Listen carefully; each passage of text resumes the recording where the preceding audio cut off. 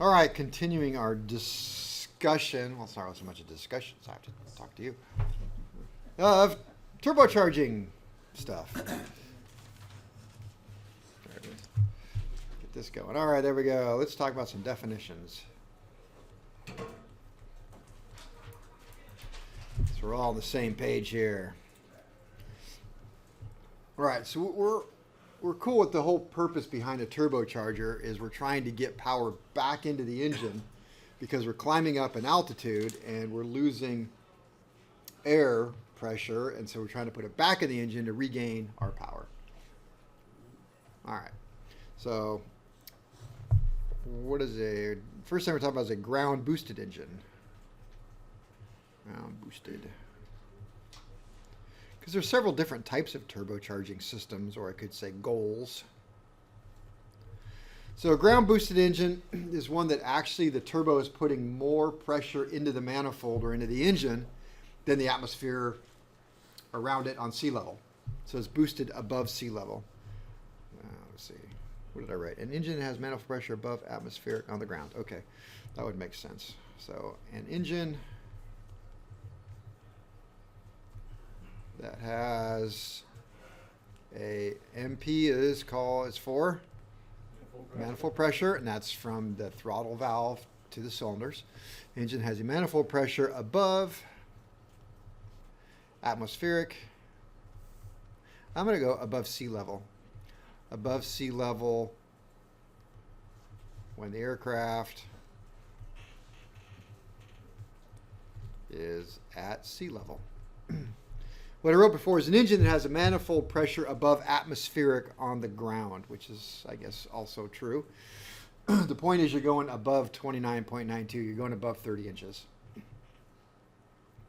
As I want to contrast that to the fact that once you take off and you start climbing, then you are obviously boosting it above atmospheric. That's the whole point of it. But a ground boosted engine is one that, and I'll write this too. So an engine that has a manifold pressure above atmospheric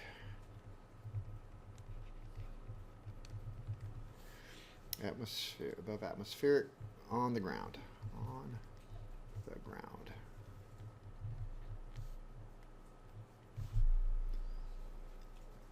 So what's the normally aspirated? That means non-turbocharged, non-supercharged. Normally aspirated. What's really about the highest manifold pressure you're going to see on something like that? 28. Why 28? I would have said 29, but or 28.92. So it's just about an inch below. About an inch below. So it's about the best you're going to get, about an inch below. Unless you're rolling down the runway and then you start picking up some ram air going in. But if it doesn't have a turbocharger. So now we bolt on a turbocharger, supercharger, and we boost it. It's a ground boosted engine. Now we can go 30, 31, 32, 33, 34, 35 inches. So we're getting more pressure than we had before. Contrast that to a turbo normalized.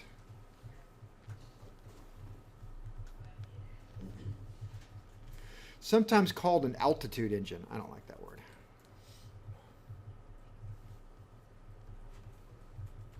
An altitude engine. A turbo normalized, when you start on the ground, or at sea level, the engine's going to see sea level. Then we go up 1,000 feet, and it's going to see sea level. Go 5,000 feet, sea level. 10,000 feet, sea level. And you just keep going, and it just keeps putting in sea level pressure. No more. Just keeps it right at sea level all the way up to some point where it can't do it anymore. And the limiting factor why it can't do it anymore is because the turbo is now spinning as fast as it can, compressing as much as it can, well, bolt on a bigger turbocharger, but it's compressing the air. It's starting to get too hot. So at that point, and you start getting a pressure differential happening. And so at that point, they say, okay, the turbocharger, let's say it's 15,000 feet. So we take off, and the engine's going to see sea level. And we get to 10,000, and it's we get to 15, and it's but it's called critical altitude where it no longer can do it. So Now we go up another 1,000 feet, get to 16, and the engine's going to go. Oh, look at that! We're at 1,000 feet because it just went up 1,000 feet above its critical altitude, so to speak. So, all right. Type of engine that uses turbocharger or supercharger to generate sea level pressure in its intake manifold up to the critical altitude.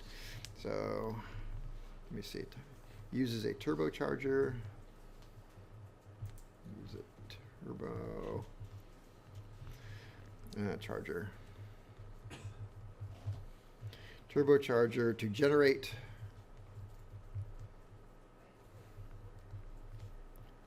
sea level pressure, sea level manifold pressure. Wow, I really abbreviated that. SLMP, sea level manifold pressure, up to its critical altitude.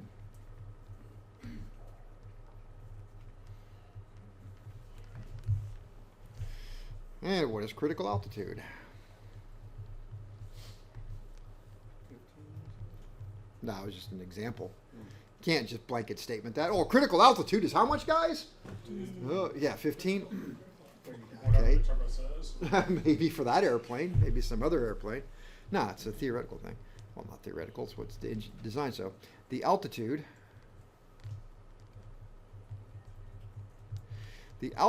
at which an engine no longer can produce sea level horsepower. Can produce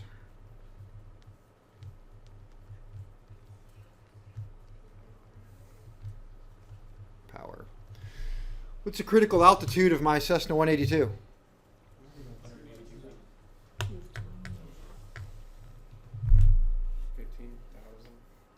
He's really stuck on that number there. It's critical altitude of my Cessna 182, non-turbocharged. You don't have it. Just about sea level, about a foot over sea level. What's the definition? When you start producing less sea level pressure. Less than sea level. So you're naturally aspirated then. Yes. Yeah. I have no turbocharger. So you would produce as soon as you leave. So as soon as I left sea level, it no longer produces sea level. sea level horsepower. So the critical altitude is, rounding into the nearest 100s of feet, 100 feet. 15,000?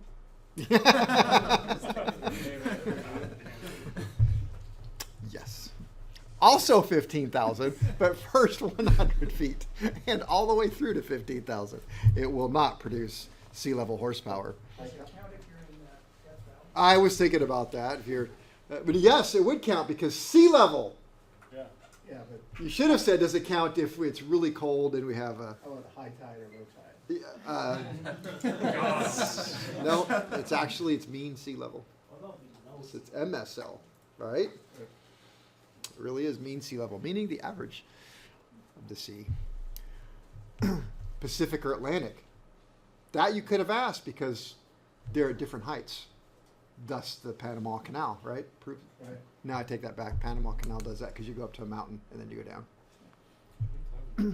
Huh? Talking about sea level. Hope you guys wrote that down. It's on the test. All right. Altitude at which an engine can no longer produce sea level horsepower in a normally aspirated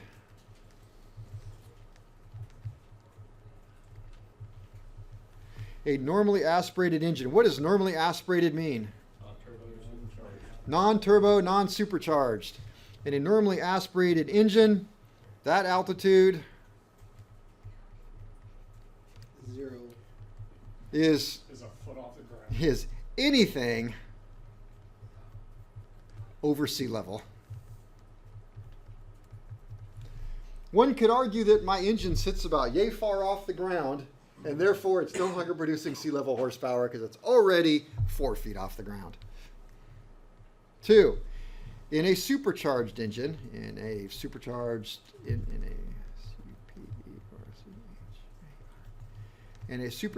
engine, that altitude is much higher.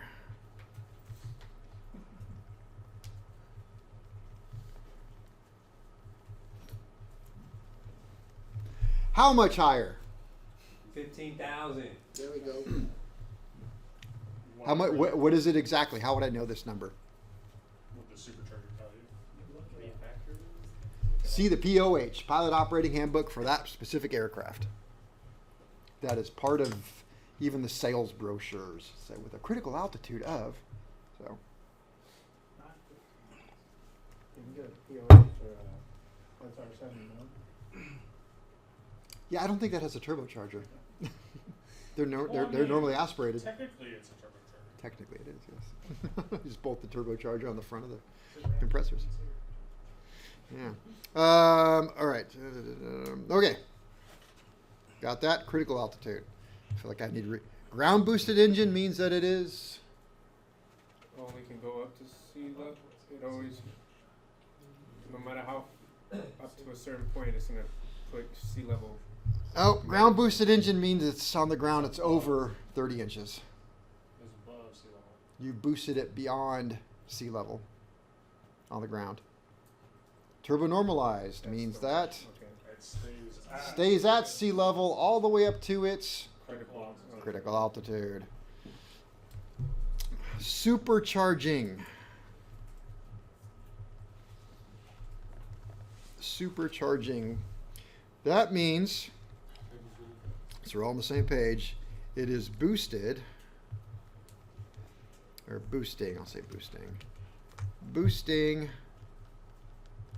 the manifold pressure above 30 inches, which sounds a lot like which one of those engines?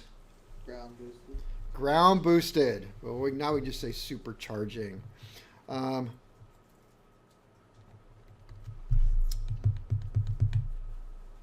don't like that at all. Why did I write that? Hang on, let me see.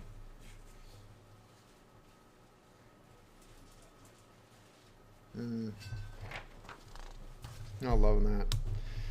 I got supercharging, supercharger, turbocharger, turbo normalizer, turbo supercharging, manifold pressure, upper deck. Well, we'll see. Maybe I have to come around to that because no, I'm not gonna go with that. I don't like it. Cross out a little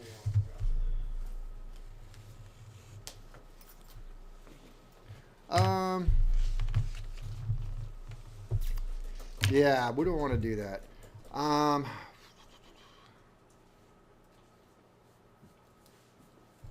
We can do this. Boosting the manifold pressure.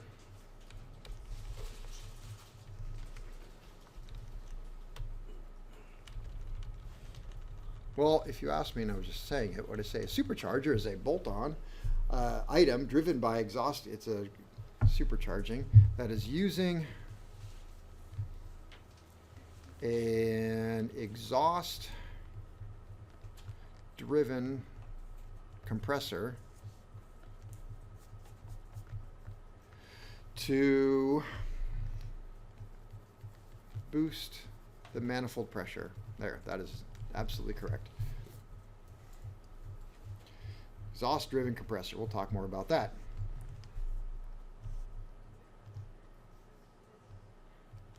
And then I wrote supercharger. Like supercharging is the verb and supercharger is the noun. I never thought I would say something like that in my entire life, but there it is. Supercharger. Oh, I know. Okay, this is a gear or belt driven compressor.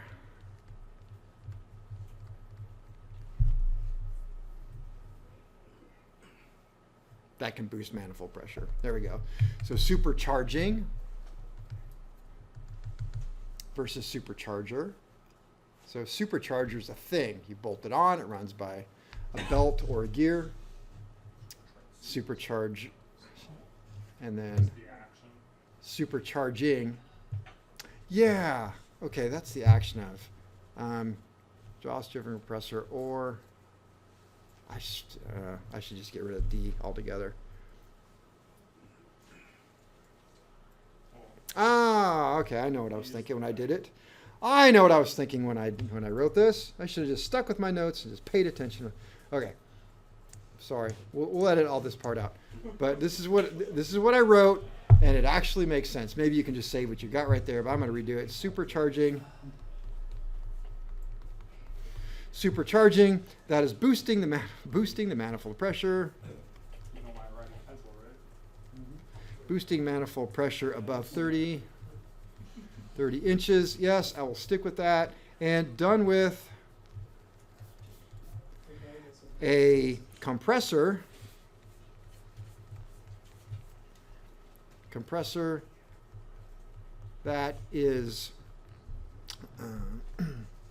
gear, belt, or exhaust driven.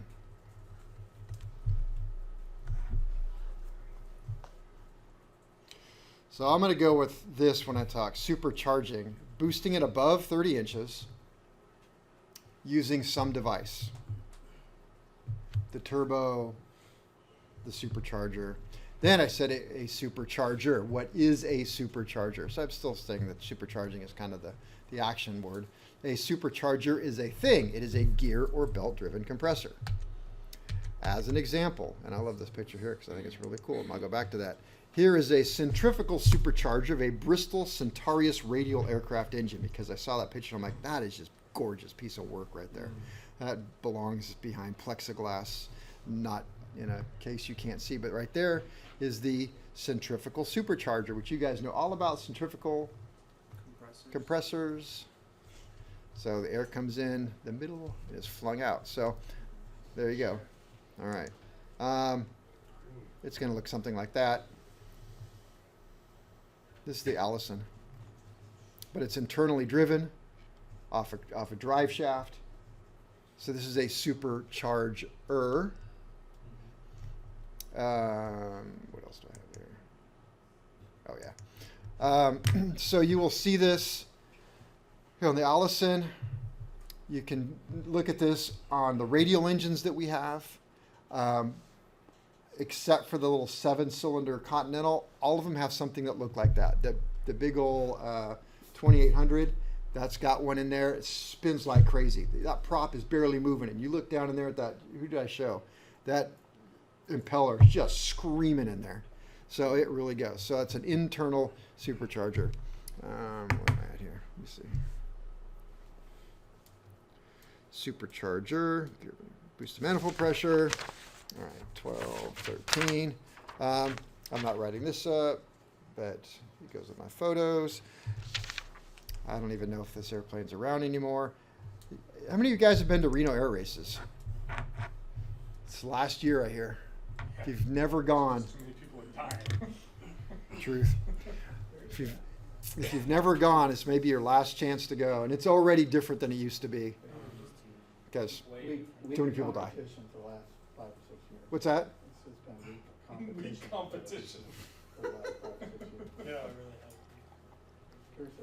has. But man, it was a thing back in the day. Weird airplane. What was that? Pond Racer and 2007 to like 2010, I would argue, like some of the best air races I've seen. yeah. Anyway, this is Dago Red. Oh, and by the way, there's a place right up here in Eagles Nest, in Ione. Eagles Nest is the airport. It's a private airport. The Saunders, you guys heard of them? They are looking for a mechanic. They asked me to put the word out. I'm going to go up there on Saturday. They've got an open house. So, Open invitation. That private airport is. what's that? So I don't know what private airport is. Yeah, well, I'm going to fly it. All right. I wrote this. Dago Red. I pulled this up. Gets 75 PSI boost with manifold pressure between 140 and 150 inches of mercury. It is running a 1,650 cubic inch V12 Rolls-Royce Merlin engine. Yeah. A lot of fuel really fast. Yeah. I had made a comment that I've never ever seen a bolt-on supercharger, and then I searched the internet and I found this. So, now if you, I don't have much information on it. I mean, other than it's a G3I supercharger. I don't know. Many years ago I grabbed this. It's got a critical altitude of 20,000 feet. This is obviously a Lycoming. It's a 4-cylinder Lycoming, parallel head, which 4-cylinder Lycoming parallel. The maximum horsepower that engine would have ever produced is 180 horse. Bolt this thing on and it's going up 20,000 feet. So sea level up to 20,000 feet. And it used what's called a roots type blower. It's what I call them. So these little impellers are going to rotate around inside of there, and that will force the air up, because we know it's a Lycoming. It's going to go up and then into the engine. And you can see the fuel control units mounted back here. Huh? It is a constant displacement air pump. They actually use these, I believe, for older aircraft pressurization systems. They had these giant blowers. They'd run off electric motors or something. I'm not even sure. But there we go. So you could get that and bolt it on. Let's see. So that one would be a gear driven, for example. It is belt driven. There's the belt. Okay. We're driven right off the pulley right up here. Where that alternator drive is. Alternator drive's here. Probably has 2 grooves in it. So one's going to drive the blower down there, and the other one's going to drive the alternator, which is peeking out of the corner right there. And I don't even know what the heck they're doing with that exhaust system. I've never seen anything like that. Slap an experimental system or experimental sticker on there. Yep. Yep, then go for it.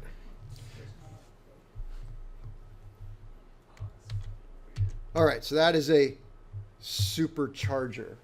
So, oops, I'll go back just to make sure. So a supercharger, that is a supercharger. That uses a supercharger. Its supercharger looks like that. It's integral to the engine. So then there's this one, which is also integral to the engine, which is just driven off of a shaft. I don't know what shaft that is, coming off the crankshaft or whatever, but it's all directly driven. The easy thing about these particular systems is because they're directly driven off something, if you turn the engine slow, it turns slow. You turn the engine fast, it turns fast. It's got a locked in ratio where it doesn't change. So you just figure out the ratio, the size of the compressor you need, and it's just locked in. You want to get more power out of this? Put a smaller pulley right there, right? It'll turn faster. If this turns faster, you're going to boost your manifold pressure. You get too much boost, well, put a bigger pulley right there. That's all you got to do. There's no other controls associated. And so it's just a real, I mean, if it was just superchargers, we'd be done right now. Just say it's bolt on, it's gear driven, there's no controls whatsoever. It just, you spin the engine faster, it goes faster. Takes the air coming in, mixes it with fuel, blows it up on through. When we looked at the PR58 diagram, if you notice there's a discharge nozzle right at the end, there's a little wheel looking thing. Well, that means it's going right into the supercharger, supercharger from there. But we got to talk more about turbos, and turbos are complicated. So because they are independently driven. So F, turbocharger. That is an exhaust gas driven compressor.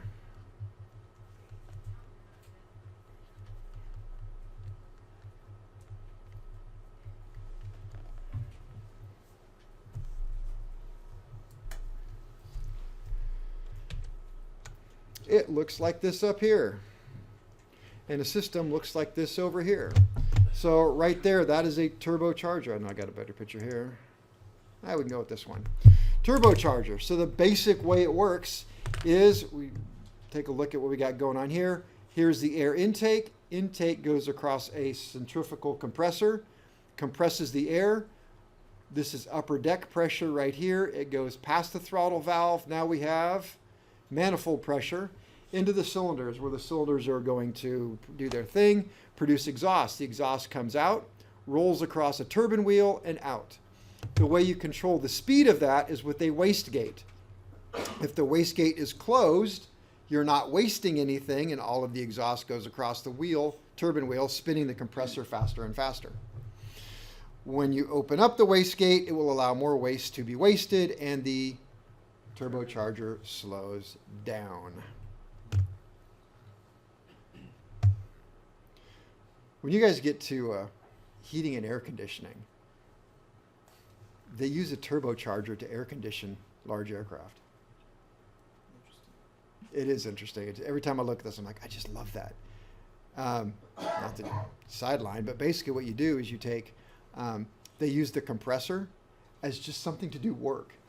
I mean, you could have just used a disc brake with a brake on it, but you're extracting work. So whenever you extract work, the gas is going to cool down. So the temperature between right here and right here is going to be cooler. So they're just using a turbine to extract work energy out of hot air to cool the air down. And they use the turbine as just something to give it something to do, which cracks me up. It's like, well, got to give it something to do. Well, let's use a compressor. We can do the compressed air and just dump it overboard. I don't really need it. Okay, so we got that.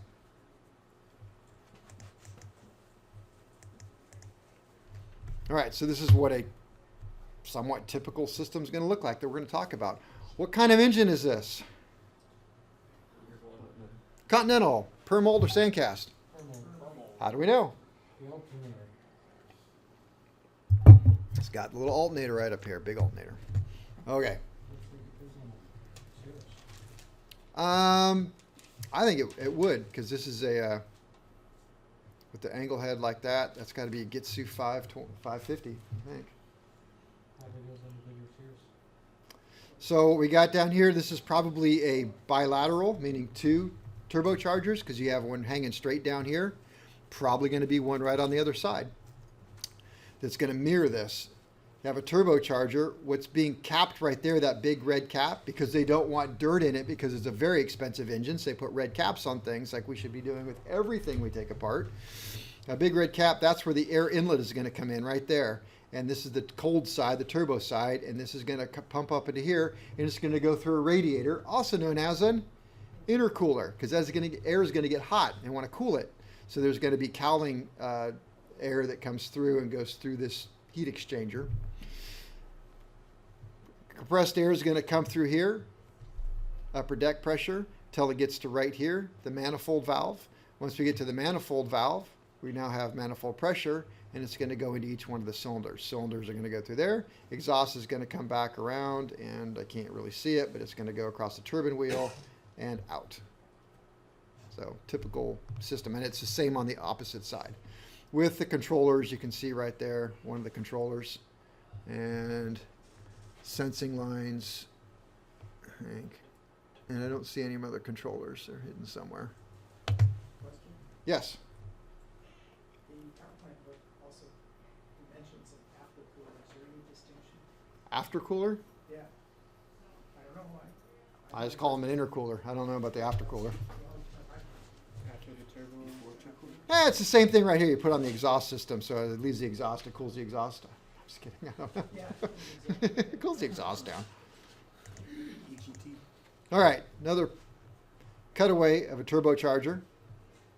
So we have the cold side, which is painted blue, and the hot side, which is painted red. So exhaust gas is going to come in through the side, go across the turbine wheel, exit out, go overboard. Air inlet comes in through here, gets compressed, comes out of these holes, and off it goes. We'll talk more about this, but it does not have roller bearings. It's oil-fed bearings, and it does not have oil seals either. It just it's because it gets too hot. But we'll talk about how it does that. But anyway, these are oil critical. Without oil, they don't last very long at all. All right, we'll get back around that. All right, turbocharger, exhaust gas driven compressor, turbocharger. Well, we'll just throw this in there since it's in my notes, and you know, turbo normalizer, which is a little redundant. Does what? Sea level. Does not boost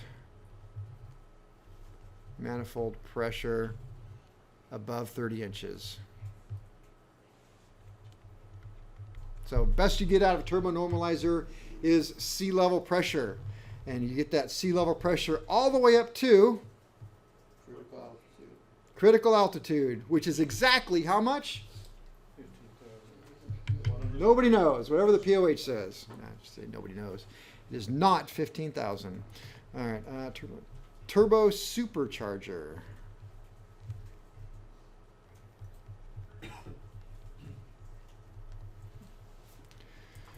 That will boost manifold pressure over 30 inches. So if we just say turbo normalizer, we got that. If I say turbo supercharger, above 30 inches. And I think typical is going to be about 34 inches up all the way up to 48, which would be a lot. That's all the word. Huh? Turbo supercharger. Yeah, I made it one word.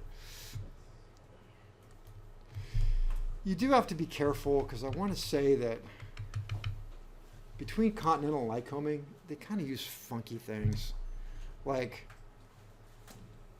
Lycomings have the TIO, which is turbocharged, and Continental has the TSIO, which they call turbo supercharging. But it doesn't mean that it boosts it. So you have to look at the specific engine.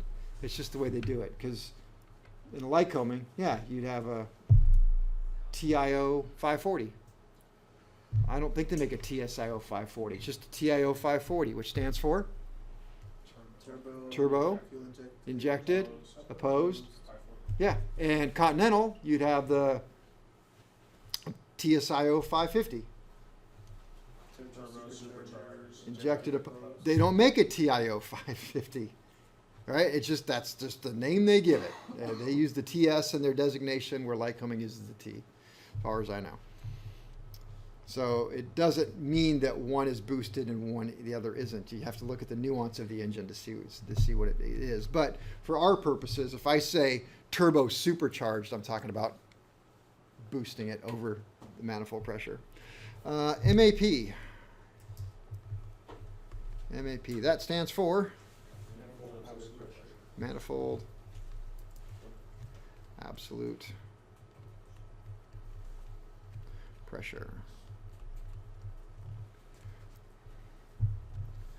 That is the pressure in the intake manifold.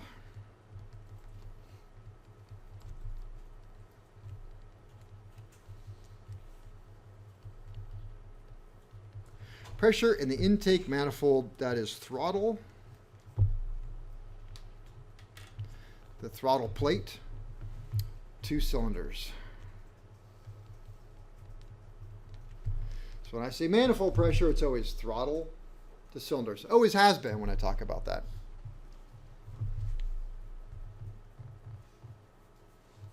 But now we're going to add upper deck pressure.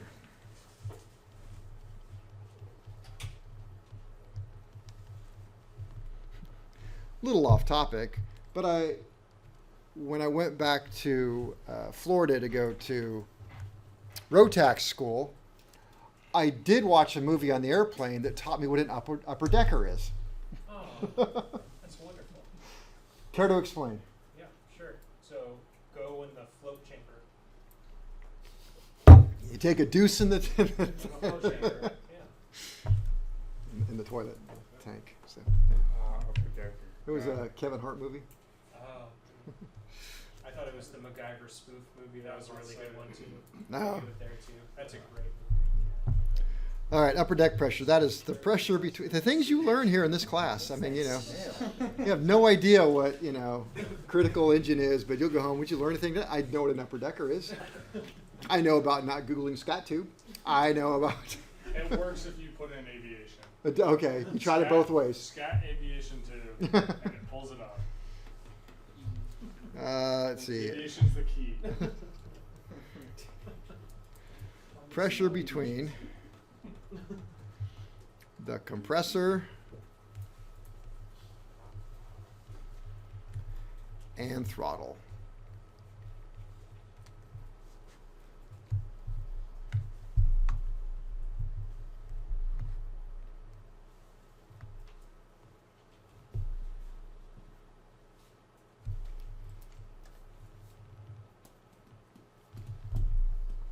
All right, the purpose of all of this stuff,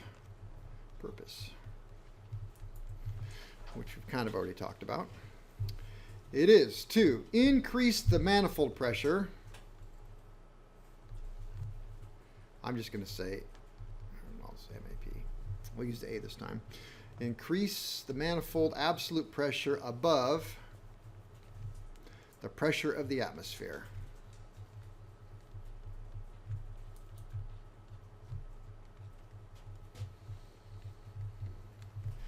Now, if you have a turbo normalizer and you're in Death Valley, which is 1,000 feet below sea level, No, it's like a couple hundred feet. only a couple hundred. 230 or so. Okay, so you're below sea level. Will your turbocharger increase your manifold absolute pressure above the atmosphere if it's a turbo normalized engine? It will not, because it will say, wow, we're already at like at 30.05 inches. So it doesn't do anything. It's just going to, hey, we'll just hang out here for a couple minutes. In a few minutes, you'll be climbing through 1,000 feet, and then it'll start doing its job. All right, let me see. And why do we do this? Go higher. To make more power. To increase horsepower. More power. More power. Increase horsepower. Well, we can do it on the ground and up. And up, obviously. If it is ground boosted. It's ground boosted. We'll start making more horsepower right away on the ground and all the way up until it gets to critical altitude. Or at higher altitude.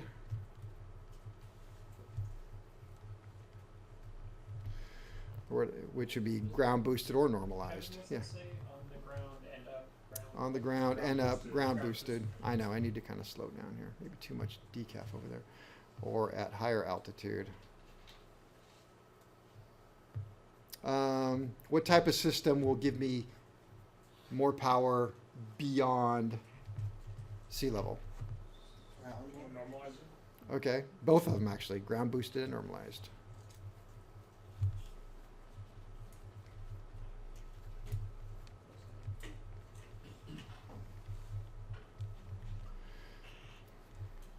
So, or at higher altitude with all the systems. That's what they're there for. And how does it do it?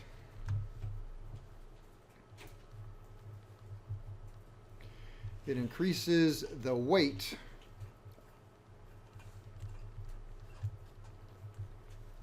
of the fuel-air mixture. You increase the weight of the air, you got to add more fuel. So both are going to go up. Increases the weight of the fuel-air mixture. Delivered to the engine. Mix. Delivered to the engine.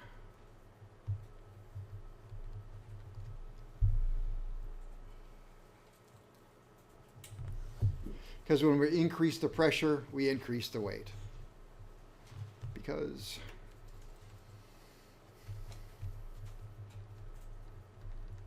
increased pressure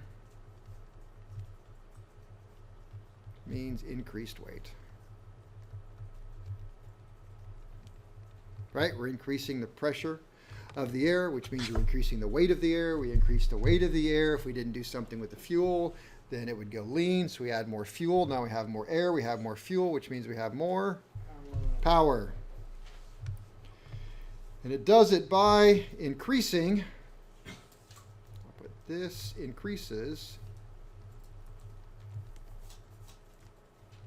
the compression. Anybody know the next word? Pressure. Not the compression ratio. This increases the compression pressure. I probably never mentioned this, but there's this thing called Planck. P-L-A-N-K. If we increase any one of those, we have more power, and we are increasing the P. So the P goes up. You got more P, you get more power. So let me see. So remember, compression ratio is constant.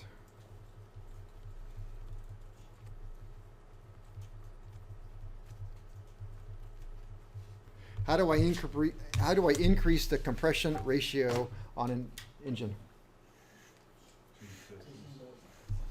What's that? Change pistons. Taller pistons. Mill the heads. Wider pistons. Wider pistons? I wouldn't go wider pistons. They probably won't fit real well.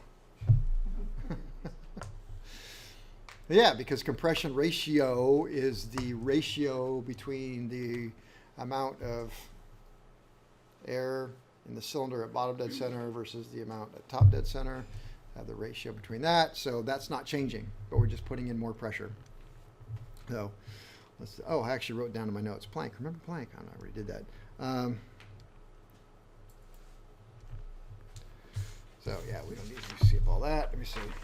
Remember what Planck is? P is pressure. L is length of stroke in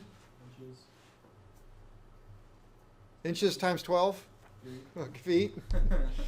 A is the area of the piston bore. N is the number of power strokes per minute divided by 2. And K is the number of. I got that one. Okay. I know that one.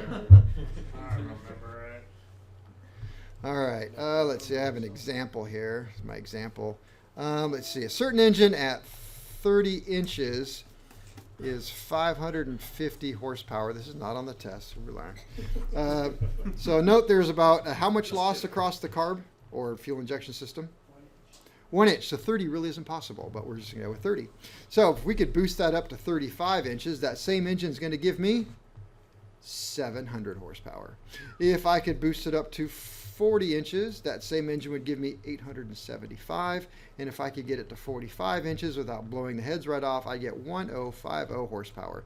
And now you know why turbochargers are like the cool thing, because you can get a lot more power out of the engine. But It just gets hot. what is my limiting factor?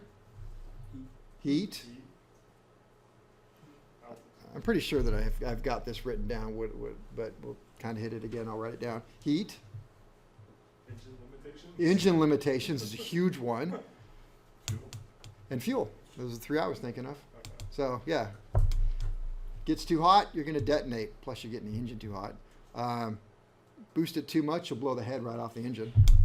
Aircraft. And fuel can only handle so much pressure before it starts detonating in there. You All can right. get it up to 45 and some, or?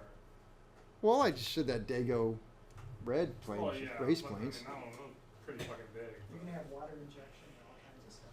Right? Yeah. Yeah. Could you do it with just like a factory engine? Yeah. Oh, I don't think so. Not at all. You can run for about 30 seconds. You guys watch Mike Patey? You know who that is? I was watching him for a while, but I don't anymore. But he does some pretty interesting stuff, and he was building that one after what's the Cub, the Scrappy, and he put the 7-cylinder light, an 8-cylinder light combing, which I've never seen. They're so rare. But the thing that I bring that up is he had manufactured these plates that went on the end of the cylinders to kind of hold the engine together. So it's just like your 290 that you built. It just has twice as many cylinders and they're much bigger bore. It's a 540 with 2 more cylinders. And and he said under some sort of strobe light thing, you could see the cylinders kind of bouncing in and out. So you put these stabilizers to try and bring everything back together and hold it. So, all right, supercharging limits. Oh, I guess I did get into that. That was even next. Look at that.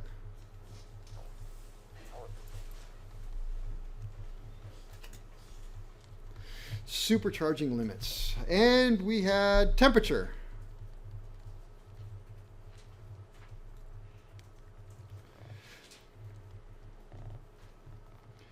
Well, as air is compressed,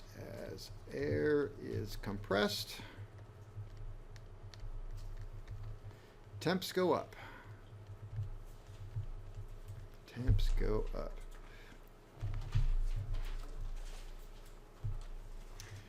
And as temps go up, that's going to cause a decreased efficiency of compressor and engine.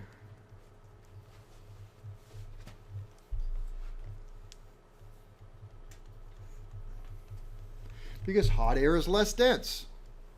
So you got to have more of it. If you need more of it, then you got to compress more. Got to compress more, it gets hotter. Decrease efficiency and also increases potential for pre-ignition and detonation.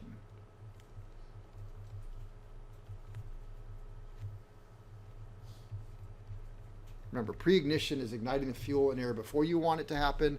Detonation is when it explodes and causes that hammer effect.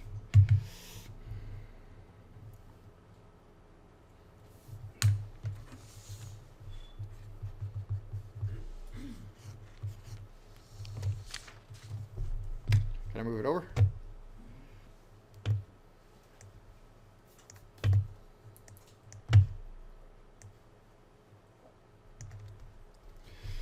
And we said the other thing was engine design.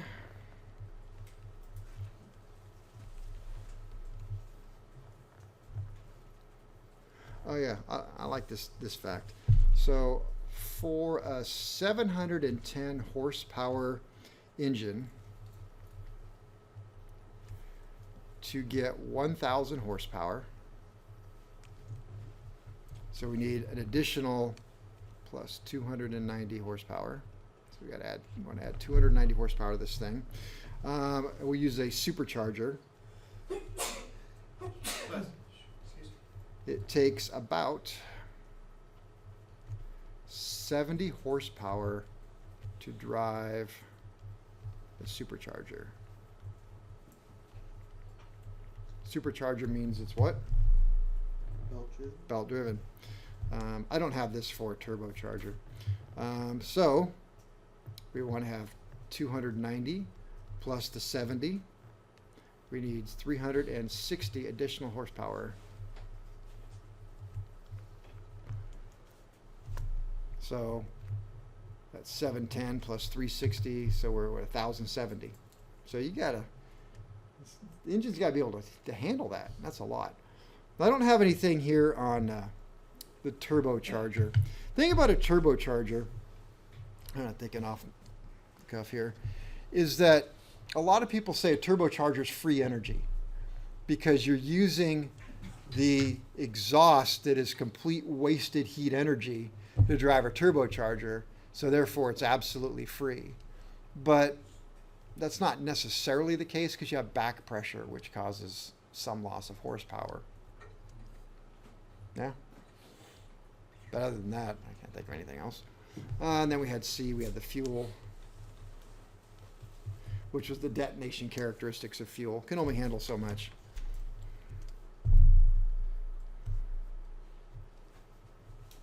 All right, take a break.